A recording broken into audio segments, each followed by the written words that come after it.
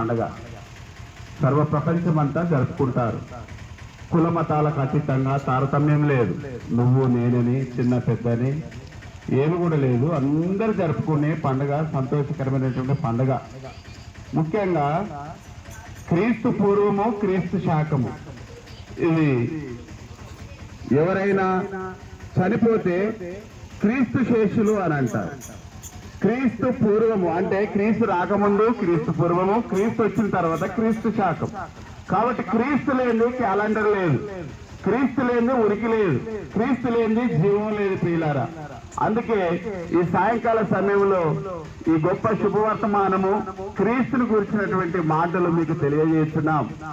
Christmas పండుగ ఈ సందర్భంగా కొన్ని ముఖ్యమైనటువంటి మాటలు, సంతోషకరమైన మాటలు మీ ముందుకు తీసుకొచ్చినాం. అవి ఏమంటే